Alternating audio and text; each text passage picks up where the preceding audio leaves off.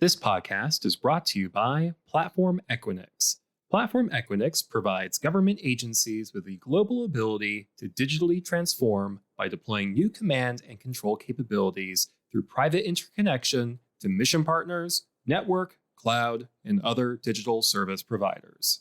Learn more about Platform Equinix at www.equinix.com/lp/government-solutions.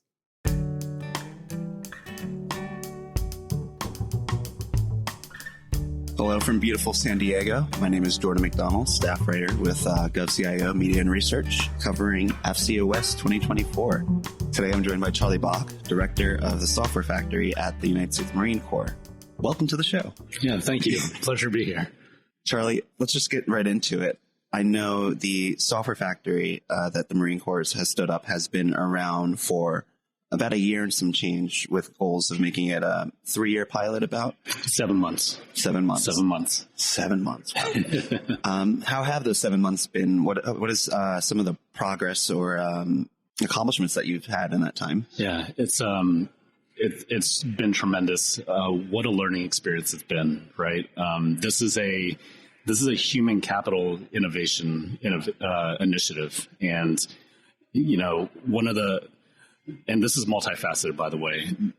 The first and foremost, the Marines that are assigned to the Software Factory initiative make it incredibly easy for me to just go out and be their cheerleader. And I've made no secret of that. The latent talent of the digital natives that we are empowering and upskilling and enabling to go and do this very, very important and technologically forward work is amazing. It's amazing. All you have to do is just kind of get out of the way a little bit and just watch them deliver the magic. It's phenomenal. This organization, as it currently stands, our end strength is 7, including myself. And in a very, very short period of time, we have developed 4 software solutions, with a 5th and 6th one on the on-ramp. We have also delivered formal agreements and some very meaningful partnerships with sister services and academic research institutions, as well as some industry partners. We are working very intimately with our reserve component, where they have some pretty prominent tech jobs in the private sector, and they still wear the uniform. So we're leveraging that talent in order to help posture our service to do this work.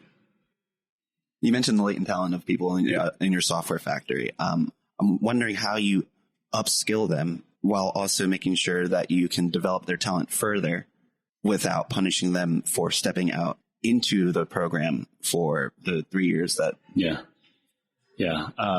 We're learning a tremendous amount by doing this. We're leveraging industry best practices.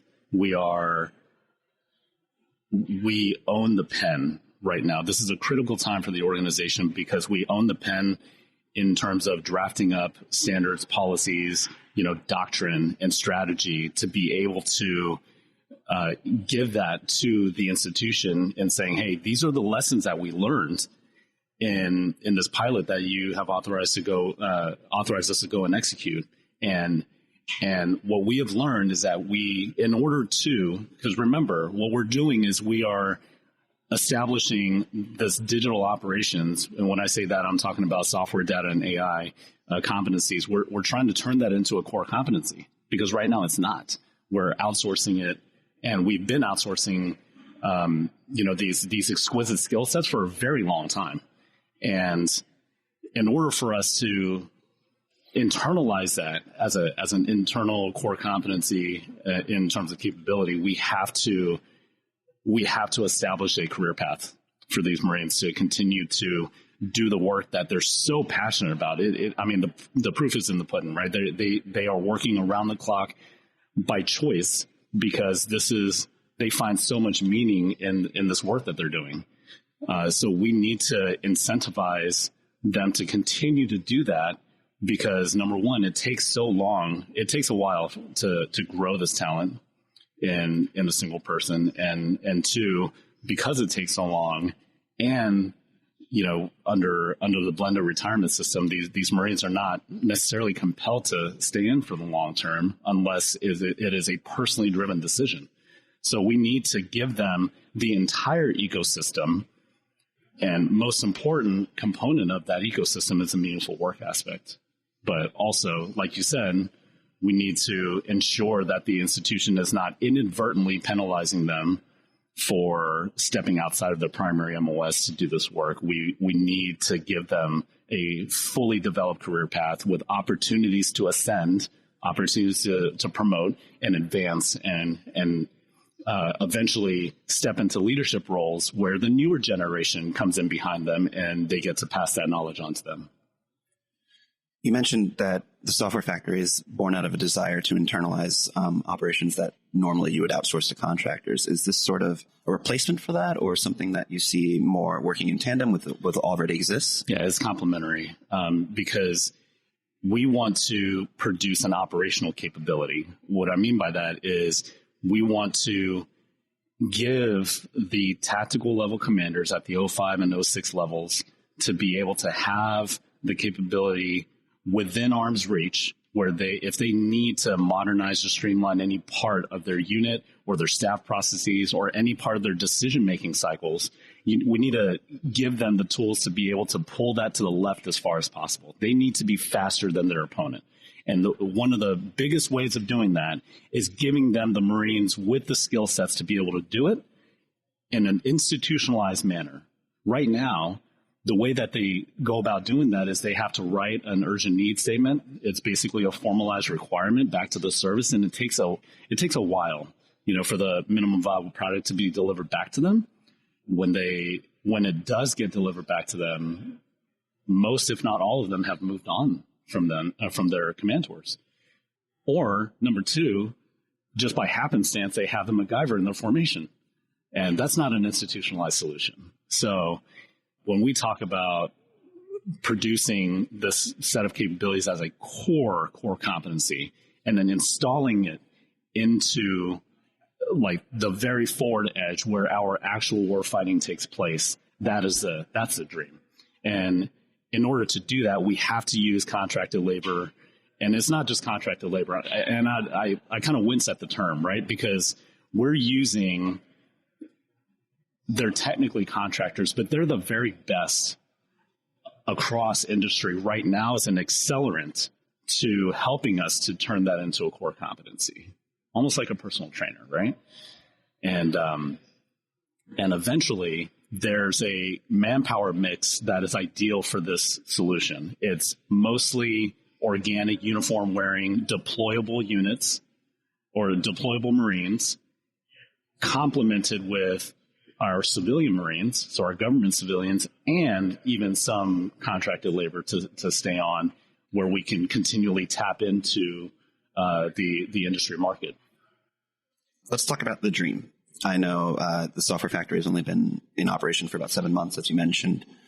Where does the future, the very best future of this lie in terms of scale, in terms of Marines within the software factory, their objectives? We will go through, in the very near future, what we call a capabilities-based assessment. It's basically a service level process where all of those questions that you just outlined are prescribed. We will undergo a high level of rigor and to determine at what echelon the organization at the tactical edge get installed, how big, how the ascensions plan or process works for these Marines, how many of what rank, where the senior ranked billets will be in place, and what their training and education milestones lie, and how we assess to them. All of that, we're writing it out right now based off of everything that we've learned in the previous several months as a draft, and then we will take all of those lessons learned and move it into that CBA process. That's great. The software factory was, as you mentioned before, built out of seeing what the Army was doing with their software factory. And I'm sort of curious, looking at what the Army's doing with theirs, the Air Force is doing with theirs, how do you think the Marine Corps could possibly inspire the next software factory for another service or another agency? Great question. When we discovered the Army software factory at the beginning of their pilot, we just immediately knew that this was a capability that we needed. And we just loved the way that the ecosystem was established, right? They had formal partnerships with industry and academia in a very real way, right? Over the past 25 years, private industry has made tremendous leaps in terms of, going through waterfall processes and then moving into agile and then full DevSecOps processes. All of those lessons learned, they now take the lead on, and we have to leverage that.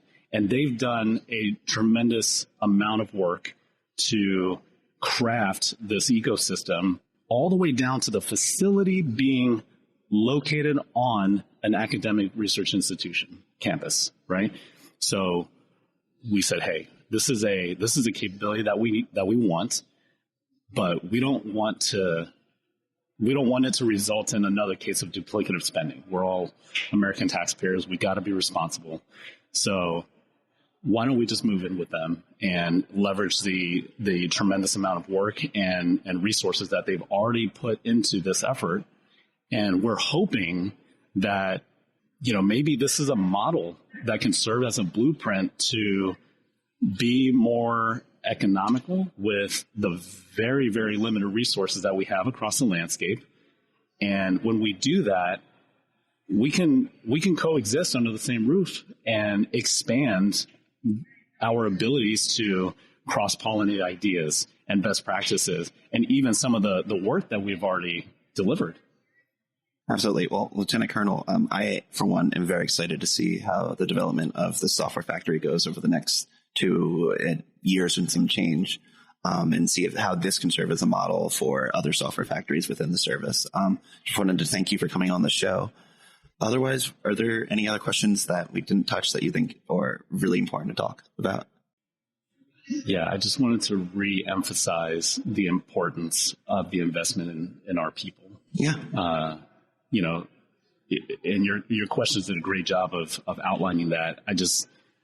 Time and time again, we are hearing that top priorities of senior leaders across organizations, we got to invest in our people. And we have to put our money where our mouth is. We really do. Because and it's no secret, we're hemorrhaging talent out of the services. We're having difficulty retaining to a limited degree, right? But what I see from my position is that the talent from this generation of digital natives is looking for opportunities like this to support their Marine Corps or their armed service. And, like we discussed before with the 2019 Defense Innovation Board study that basically tells us very, very clearly that we have to have career paths for these service members. That was 5 years ago. 5 years ago. And still, to this date, as you and I sit here, mid-February of 2024, the career fields still do not exist. So we have to move. We have to move fast because the labor market is not slowing down.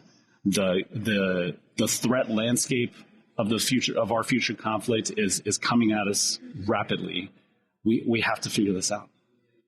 Absolutely. Thanks again, Lieutenant Colonel, for joining us on the show, and look forward to having you back next time. Thank you so much for having me.